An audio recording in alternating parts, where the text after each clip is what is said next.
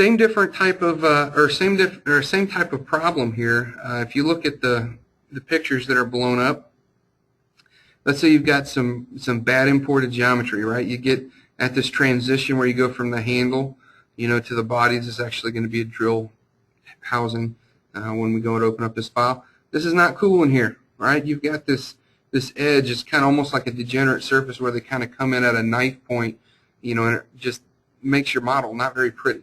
Okay, and it's not going to be very manufacturable that way either. What you want is a nice smooth transition like you see in the picture over on the right hand side. Okay, so let's go back over here to SOLIDWORKS and we'll open up that file.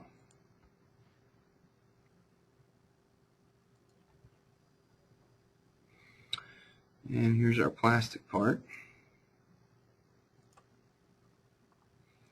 And again, you can see where the ugly is here. A little bit harder to see in the presentation, but you can see the way the light is reflecting off of this surface or face right here. This is a good time for us to turn on Shaded with Edges. You can see where the edges come into play at. Okay.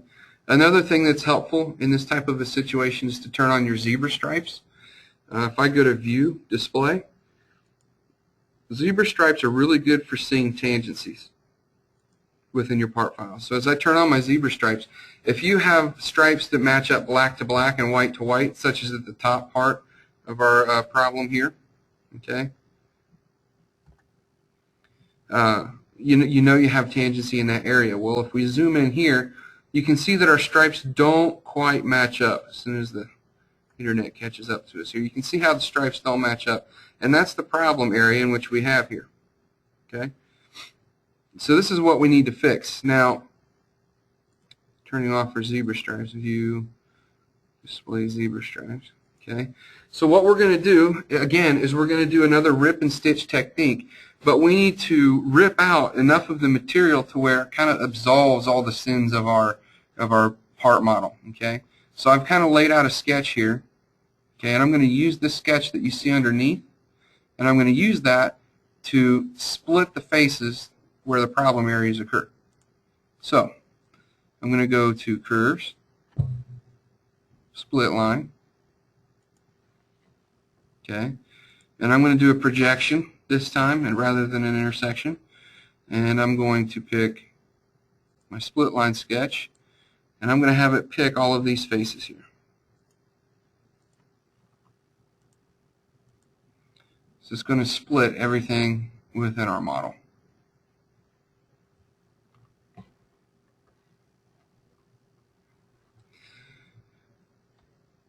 And we'll say OK. And again, just like we did before, we're going to use the delete face command to blow out the faces or get rid of the faces that we know contain our problem area. Okay, so we're ripping that out of there, and now we're going to create our own new surface.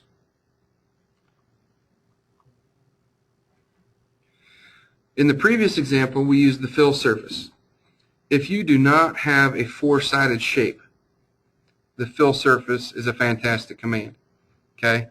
Because the fill surface can utilize all of those edges, whereas with a boundary surface, it's more set out for four-sided shapes, okay? And that's exactly what we have here in this example. Is we have ourselves a four-sided shape, okay? So when I create this boundary surface, you'll see how that's a four-sided shape. So with a boundary surface, okay, you've got direction 1, all right? So I'm going to come over here. I'm going to right-click out my graphics area and utilize the selection manager for this. Okay. Right now I have it on selecting a grouping. Okay. And so I'm going to come over here. I'm going to pick this model edge. Then I'm going to come down here to my little tangency flag and pick that and let it walk its way all the way down to the bottom.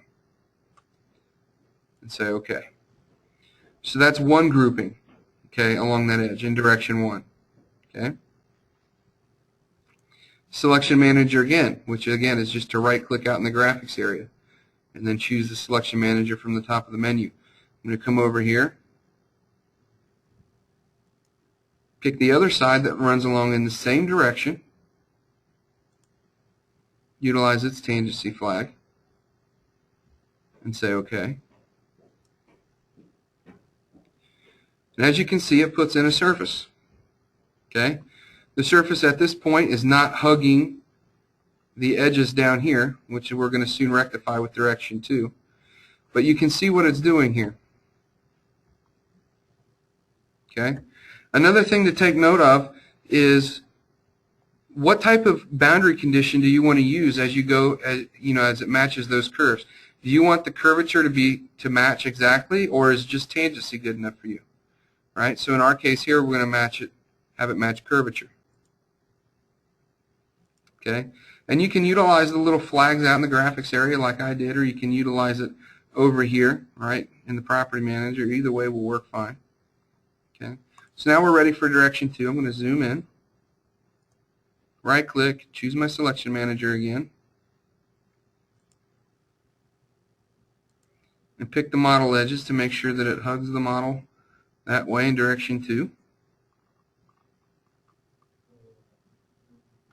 Come back over here to the other side. You can see that the preview has a little bit of a bump out right here as soon as the screen catches back up to us here. So right click, selection manager, and we'll make that preview hug nice and tight to it here.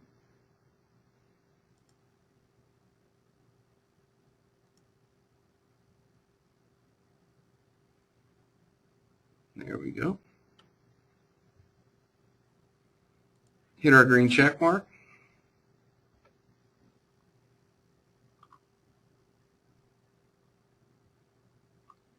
And now our transition area is a lot smoother in here. So I'm going to really quickly knit this thing together. Again, turning off gap control. Pick our 2 surfaces, try to form a solid over here in the property manager. And we'll say OK.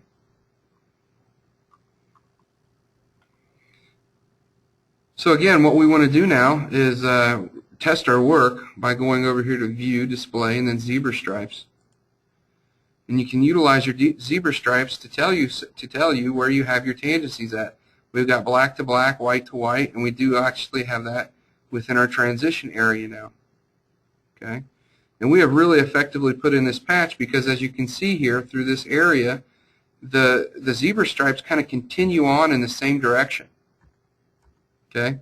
If you have, your zebra stripes going in the same direction, that means you have really good curvature in that area and in that point.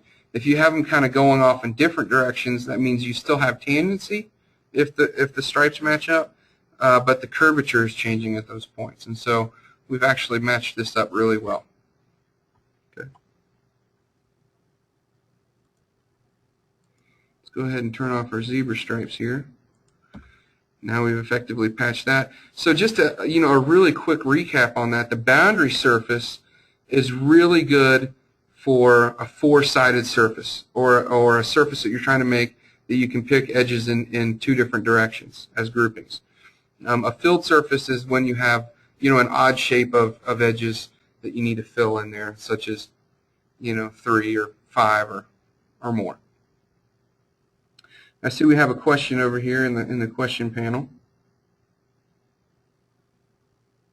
Oh, how do the zebra stripes look now? Rob, did I answer your question okay with the zebra stripes? I think that I addressed that for you. Okay, thank you.